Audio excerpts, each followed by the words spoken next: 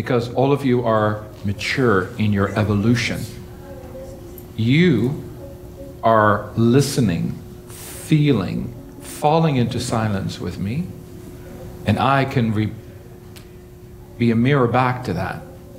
When I have a group of a lot of high maintenance people, then I got to say a lot more, gotta get your attention, I gotta be the reflection of the audience. But all of you are falling deep. So if you now say 20% of my energy is going to be in silence, I'm not talking about withdrawing conversation. I'm talking about energy. And that energy, I'm not going to give to my kids, my wife, my children, my husband, my neighbors. I'm going to use that for pure wisdom. It's a strange concept. It's a very strange idea.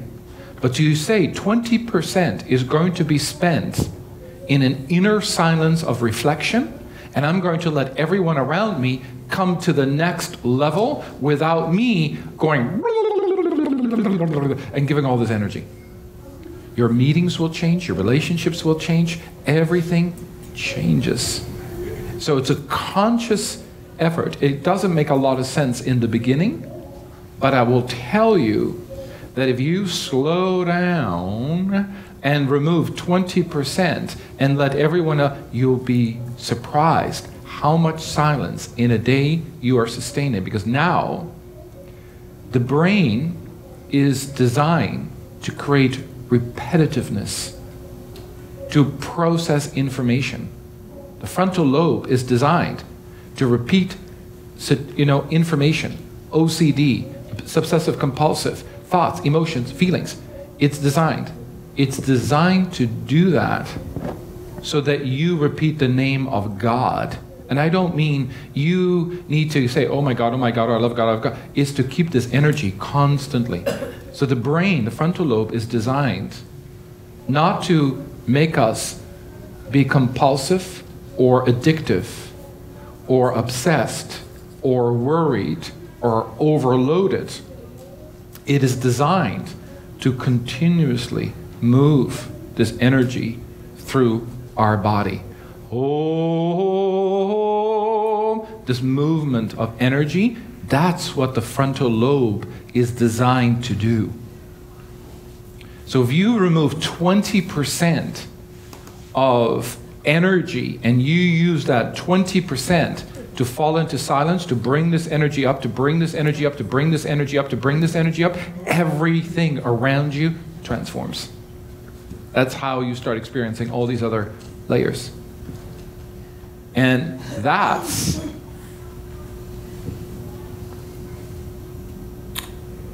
you guys who are doing, I'm pushing all of you. I've never pushed a group this far before,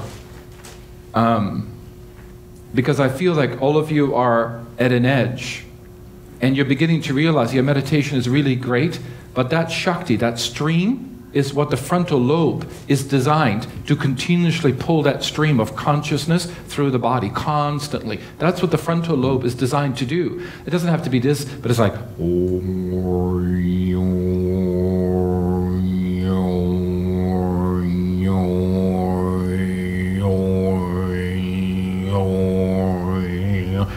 know, this whole movement is what the frontal lobe.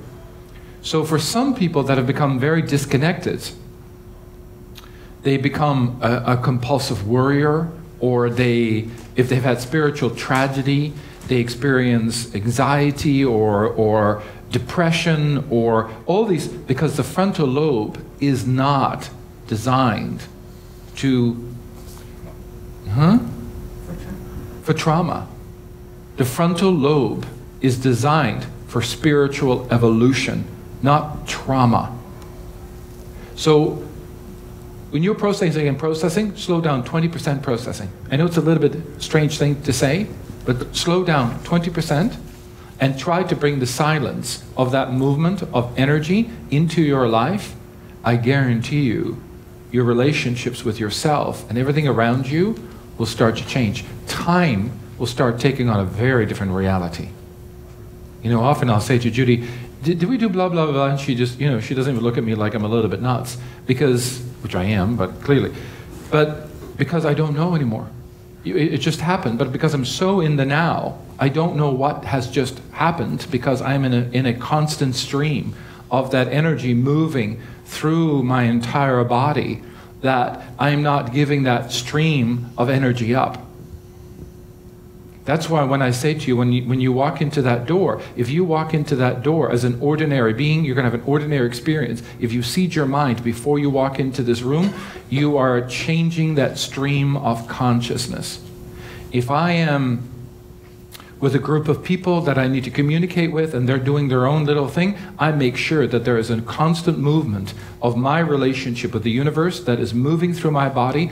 So there's not only am I talking to you, but simultaneously I am connected to the universe, and my frontal lobe is slowing down, and my frontal lobe is connected and is being utilized to bring the universe through my body, while the other 80% is listening to 80, to 100 people that are not very happy, and they're all telling me what to do, and 25% of me is completely in silence, and I've created this dual reality simultaneously.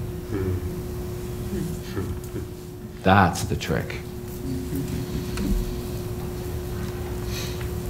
Say that again. No. So when we drive home, she goes, "Oh, when you said blah, blah, blah," I'm like, "I'm really sorry, I don't know."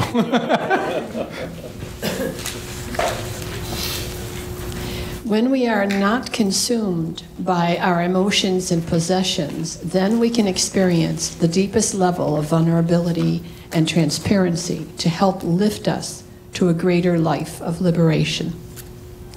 Dr. Williams tells us vulnerability is the bath, the car wash for the soul.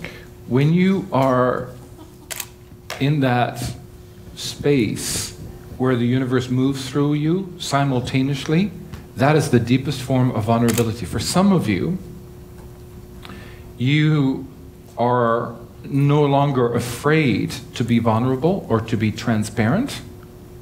Now take it to the next step, that yes, I'm open, I'm transparent, I'm vulnerable, I'm totally safe, but now I'm going to let the universe move through me at the same time. So with other words, I can be open, transparent, vulnerable, completely come from a place of love, vulnerability, and now I'm going to let the grand old poobah move through me, and I'm going to let the cosmos move through me so that I am divinely connected. And that is how the stages of evolution takes place. That's why Dr. Williams says the vulnerability is the car wash of the soul. Because when you get to vulnerability and then you start reducing 20% of your energy and let the remaining part of the universe move through you, it will change your relationships with people around you. They have to step it up. It's really quite interesting.